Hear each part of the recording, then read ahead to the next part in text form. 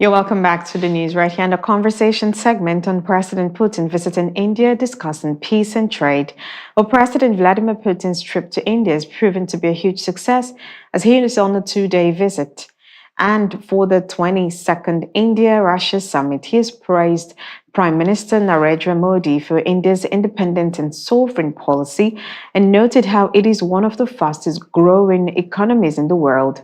The two countries have signed a new agreement during Putin's India trip, including in the areas of security, economy, trade, and culture. From jobs and migration to education and medicine training, healthcare, food safety, and fertilizer. And here's how countries will collaborate more closely. Before the summit talks, the Russian leader said the two countries have a very trusting relationship when it comes to military technical cooperation. And Modi said after the talks that the two countries will work towards early conclusion of a free trade agreement with the Eurasian Economic Forum. He also announced that India will soon start issuing free visas for Russian tourists and groups visiting the country. Well, joining us now from Moscow is Alisa Kazelko. She's a political strategist. Good evening, Alisa, and welcome to the show tonight. Good evening. Thank you so much for having me. Great. Now, the Putin-Modi meeting is centered around peace and trade deals. First, I'd like to ask your thoughts and what's the mood generally, especially in the business world in Moscow? All right. So once again, thank you so much. That's a great pleasure for me to be here with you tonight. And I would like to say that definitely the state visit by Vladimir Putin to India marked a resounding success, with more than 25 agreements being signed in all of the fields, basically, from trade, defense, energy to nuclear energy and counterterrorism, which is a great milestone for us. For both the countries.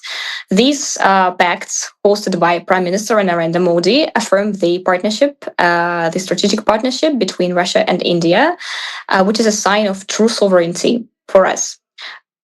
This view, this is definitely a milestone.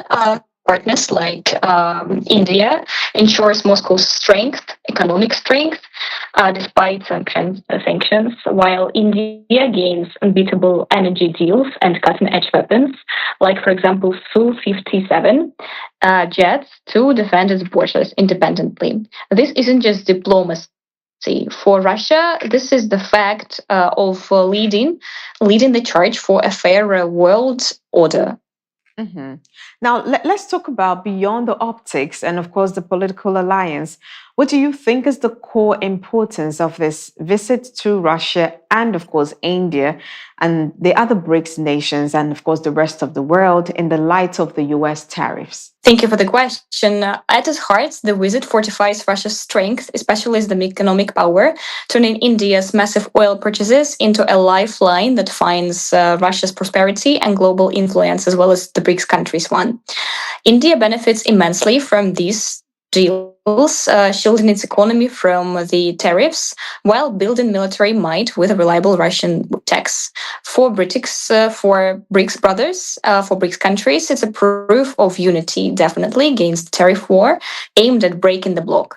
And these tariff wars conducted Washington have only wielded strengths to Russia, India, China, Brazil, South Africa, and other significant BRICS members, advancing ruble-rupee trade and new routes to bypass dollar dominance. So worldwide, this signifies Russia's vision of multipolarity, where the global South rise, free from the free from the unilateral anxious, and definitely heading on equal terms. Mm-hmm.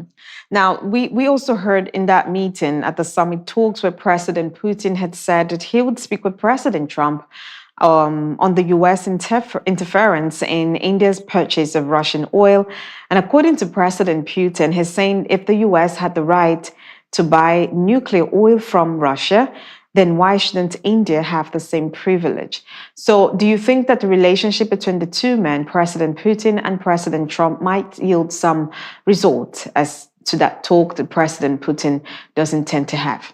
So President Putin's words about this injustice during the summit exposed America's position. For the US snaps up Russian nuclear fuel for its reactors, yet it lectures India on oil buys.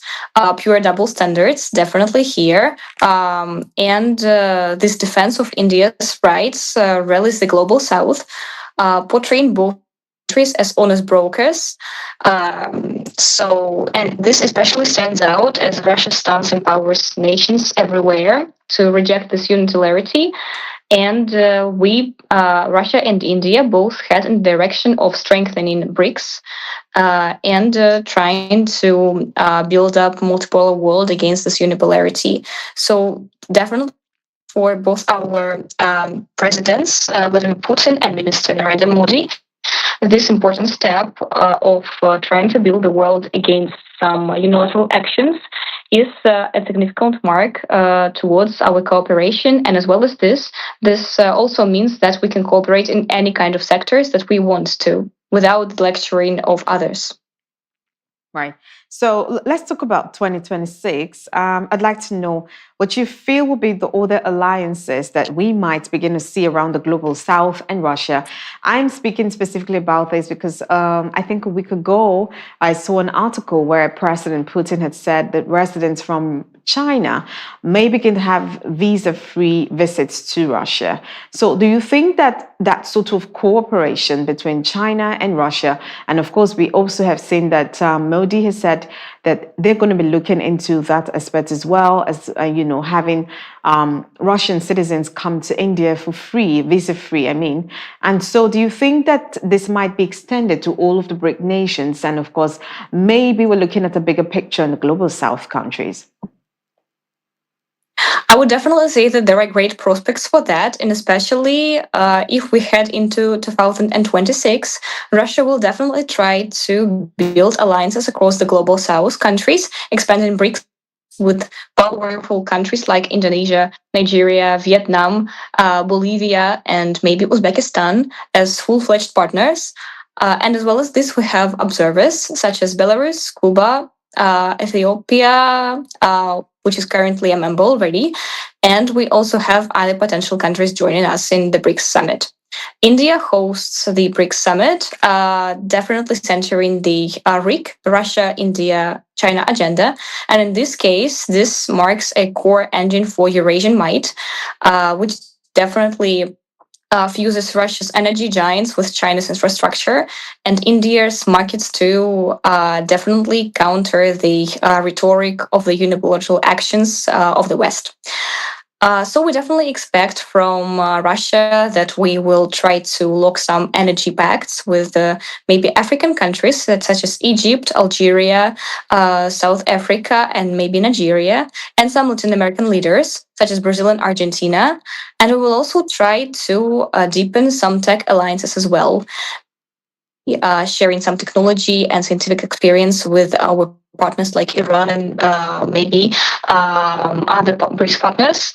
And in this case, we will try to promote the cooperation in different sectors, including maybe even soft power, via scholarships, joint ventures, and cultural hubs that will embed Moscow's influence deep in the BRICS countries, and that will bring out a resilient network that definitely secures a multipolar era for many countries. Right. So let's look at the tone of the message that's been passed in India, and how do you think that this might be perceived in the United States? Noting that the President Trump and his team have been keenly watching that summit, and to get the takeaways from that. Do you think that the tone of the message being passed in India by President Putin will be well received in Washington? I will definitely think that the message passed by our President Vladimir Putin will currently maybe make Washington think about the actions, because as we have already said and we have already pointed out that both the countries, Russia and India, don't want to be lectured on exactly what sectors to buy and what sectors to deal with, especially energy and maybe military sectors. These cases, definitely the United States have to perceive this message and to be more, maybe to bring out some more respect, because for our countries, the partnership in these spheres are important. We'll continue developing them despite any kind of words. All right.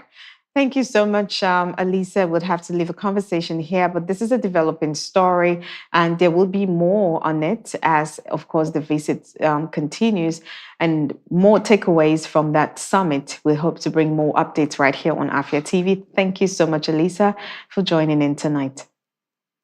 Thank you so much. And that's all we had for you tonight on Afia TV News. Do stay with us and follow us on all our social media platforms at Afia TV Official. And on behalf of the entire production team, I am Amazing Grace Ajayi. Thank you so much for watching, and good night.